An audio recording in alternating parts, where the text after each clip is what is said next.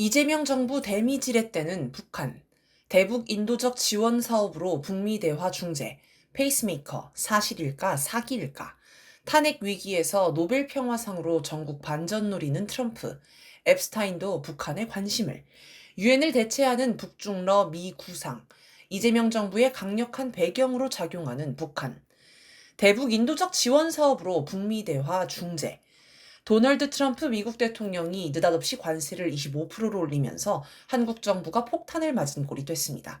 통상 외교 관계자들이 불이 나게 미국에 건너가 협상합니다. 그런데 이상하게도 이런 와중에 북한 얘기가 나옵니다.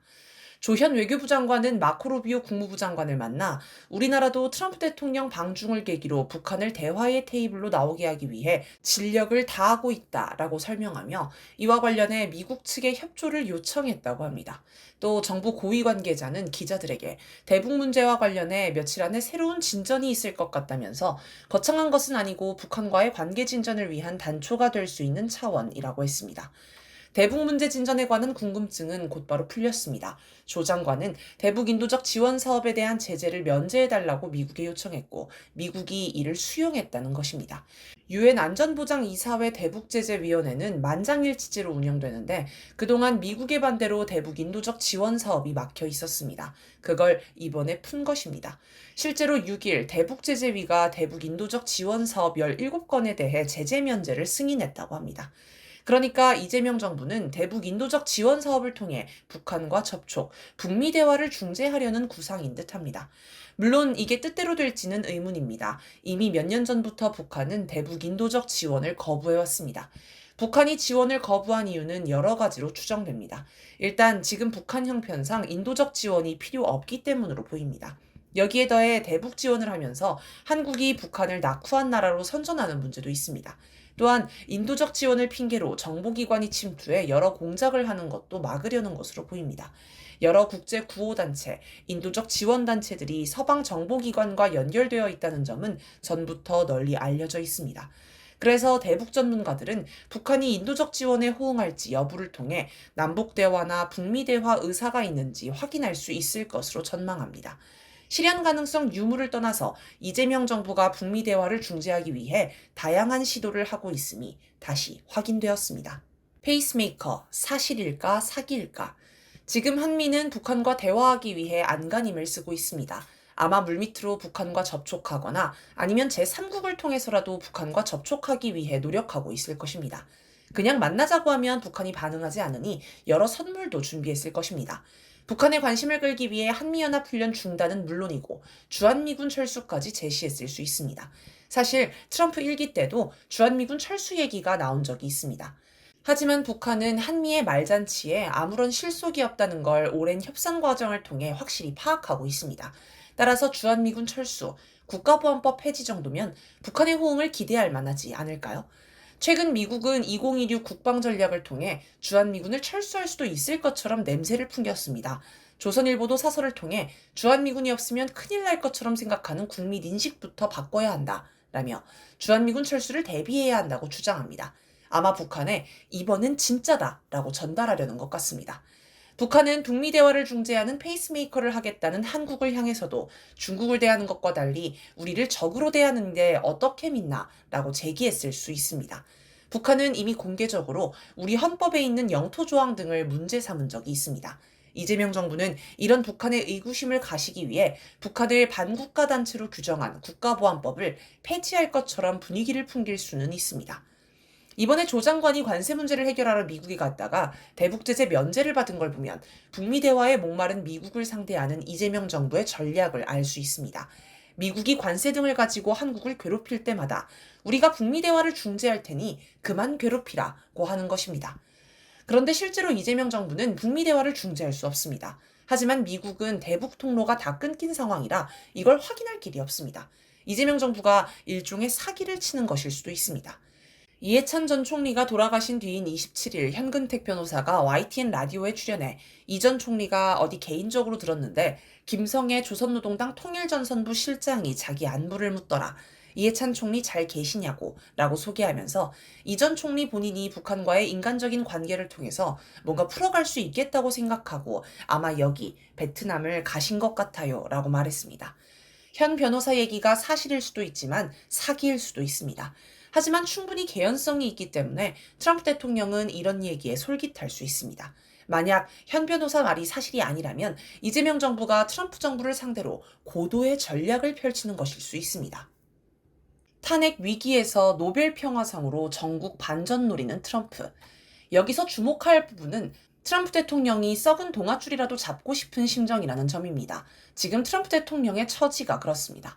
1월 6일 트럼프 대통령은 공화당 의원들을 상대로 한 연설에서 11월 중간선거에서 지면 내가 탄핵당할 수 있다라고 했습니다.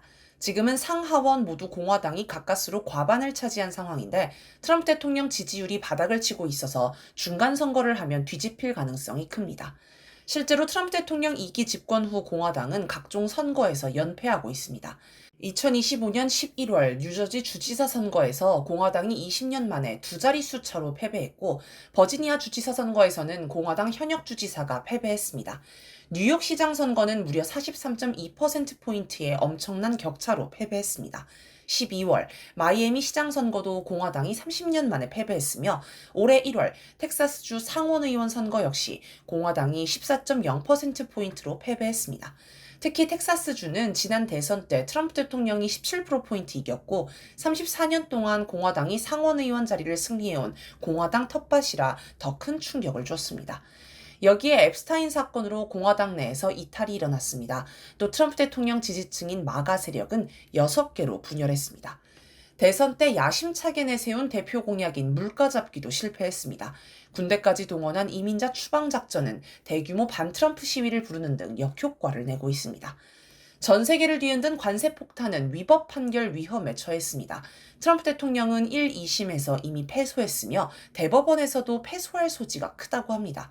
다급해진 트럼프 대통령은 관세 부과가 위법이라는 결정이 내려질 경우 미국이 돌려줘야 할 관세 환급액이 수천억 달러에 이르고 관세를 피하고자 공장, 설비 등에 투자한 국가와 기업들이 요구할 보상까지 합치면 규모가 수조 달러에 달할 것이라면서 우리는 망한다라고 경고했습니다. 국내 정치에서 위기에 몰리면 국민의 시선을 외부로 돌리는 건 미국 대통령이 흔히 쓰는 수법입니다. 트럼프 대통령은 베네수엘라를 침공해 니콜라스 마두로 대통령 부부를 납치해 전 세계에 충격을 주었고 그 뒤로 그린란드, 이란 등으로 연달아 불씨를 옮겼습니다. 이를 통해 국민의 관심을 돌렸고 전국을 주도하면서 나름대로 위기를 극복했습니다. 대법원의 관세 판결도 계속 미뤄지고 있습니다.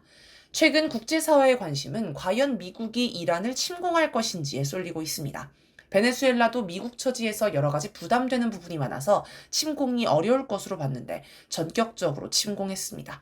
트럼프 대통령은 국내 정치 위기를 모면하기 위해 전쟁을 일으키는데 만약 실패하거나 자국 피해가 크면 오히려 위기가 커질 수 있습니다. 따라서 철저히 안전을 확보한 다음 전쟁을 일으켰을 것입니다. 즉 군사적 준비는 물론 베네수엘라 내부 동조자를 충분히 확보했을 것으로 보입니다. 특히 마두로 대통령 체포 이후 델시 로드리게스 베네수엘라 부통령의 행적을 보면 미국과 내통했던 것으로 보입니다.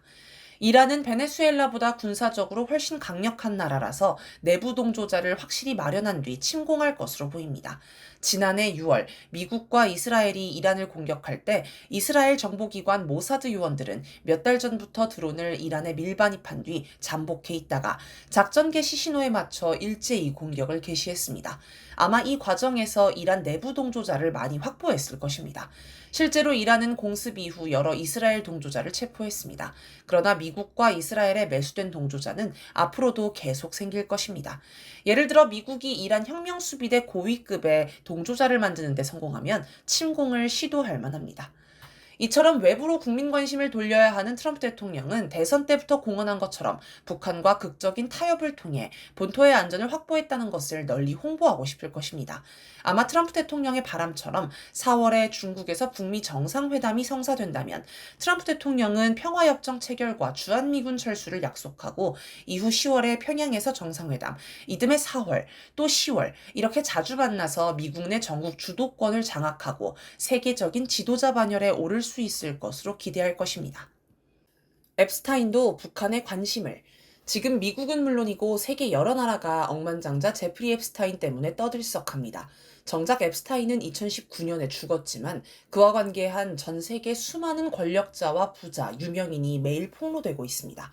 그만큼 앱스타인은 돈만 된다면 온갖 사업에 손을 댄 것입니다.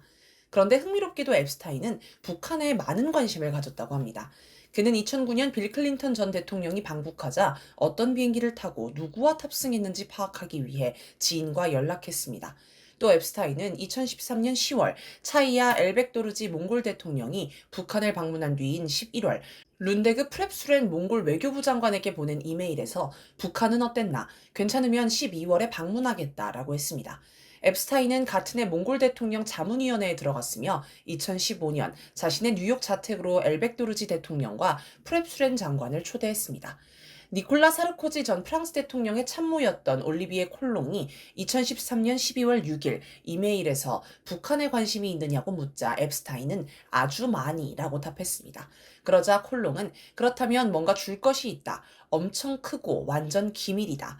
1월에 모스크바에 가겠나? 라고 제안했고 앱스타인은 좋은 생각이라면서 북한에 다녀온 몽골 대통령을 만나러 몽골에 가고 싶다는 말도 했습니다. 그러자 콜롱은 채굴 및 기반 시설과 관련된 100억 달러가 걸린 문제라고 알려줬습니다. 또 2018년 6월 12일 싱가포르에서 북미 정상회담이 열렸을 때 데이비드 스턴이라는 인물이 이메일을 보내 지금 북미 정상회담을 생중계로 보고 있냐라고 묻자 비행기 안이라고 답했고 어디로 가느냐는 질문에 트럼프 대통령의 마러라고 리조트가 있는 팜비치라고 답했습니다. 스턴은 이틀 뒤도 앱스타인에게 이메일을 보내 백악관에서 일했던 스티브 배넌을 통해 자신의 방북을 주선해달라고 부탁했습니다. 최상급 부동산을 사고 싶고 돈이 있다는 얘기도 했습니다.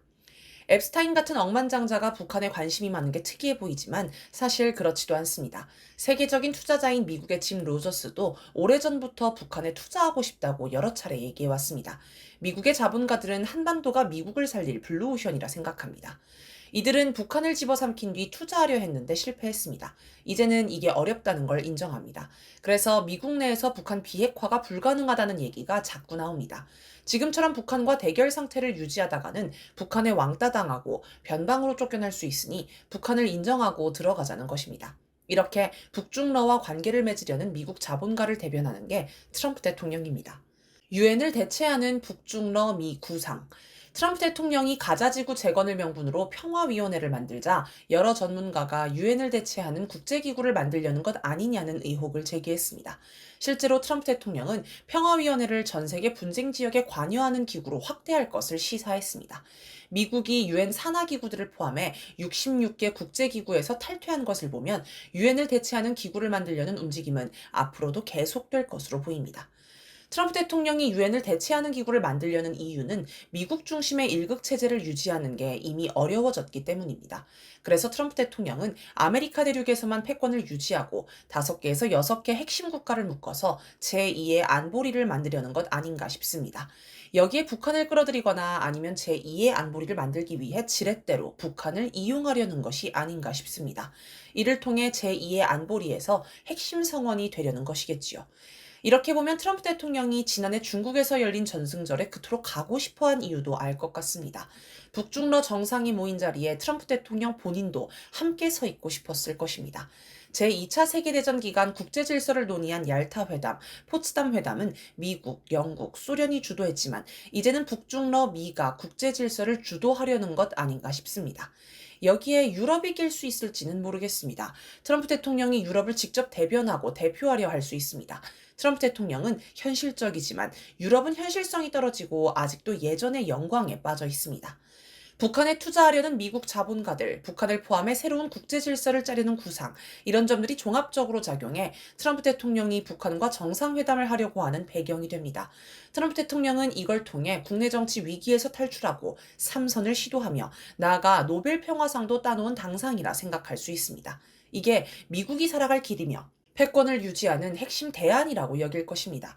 트럼프가 갈망하는 게 바로 이것 아닐까요?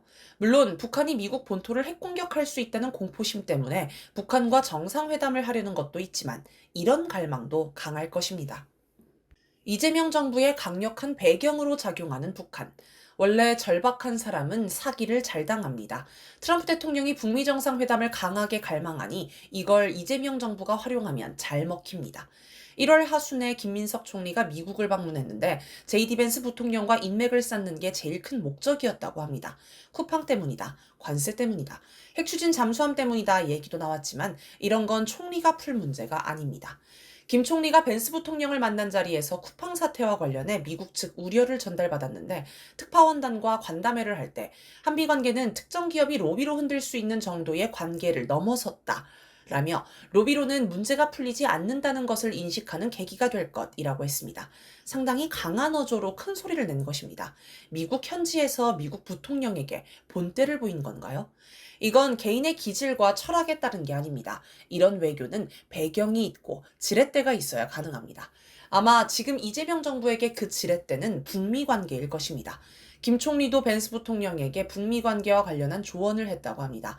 아마도 김 총리 방미의 진짜 목적은 북미 관계였을 것입니다. 같은 시기에 고 이해찬 전 총리가 베트남을 방문한 걸 봐도 알 수 있습니다.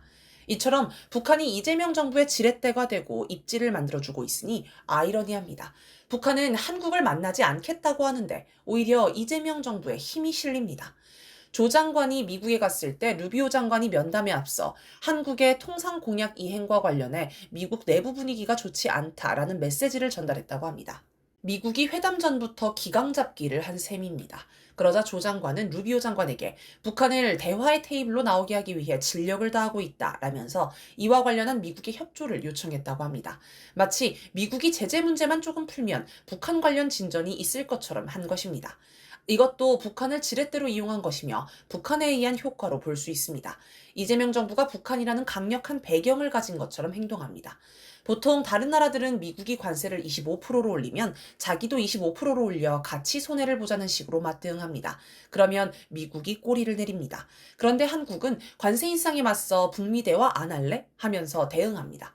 문재인 정부 때는 남북이 자주 만나 대화했습니다. 당시 문재인 정부는 북미 관계를 중재한다면서 북한의 풍계리 지하 핵시험장을 폭파한 것처럼 비핵화 조치를 하나 더 해야 미국이 움직일 것이라고 했습니다. 그러다 결국 남북 관계도 깨지고 북미 관계도 깨졌습니다.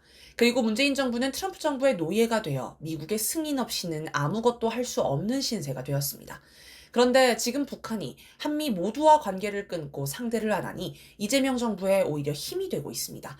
이재명 정부의 지렛대가 생겨 트럼프 대통령의 갈망을 이용할 수 있게 되었습니다. 문재인 정부 때와는 완전히 다릅니다. 2019년 북한은 금강산 관광과 개성공단을 조건 없이 재개할 용의가 있다고 밝혔습니다. 그러나 문재인 정부는 끝내 응하지 않았습니다. 지금은 미국이 북한의 눈치를 보면서 어떻게 하면 대화를 할 수 있을지 쩔쩔매고 있습니다. 조선일보는 지금껏 주한미군 없으면 큰일 난다고 주장하고서 이제 와서 시침이 떼고 주한미군이 없으면 큰일 난다고 생각하는 국민 인식부터 바꾸자고 얘기합니다. 아마 미국의 지침이 있었거나 눈치껏 현실 판단을 한 결과겠지요. 북한이 한미에 강경하게 나올수록 한국의 자주적 기운이 높아지고 미국은 더 쩔쩔매게 됩니다. 주목할 만한 현상입니다.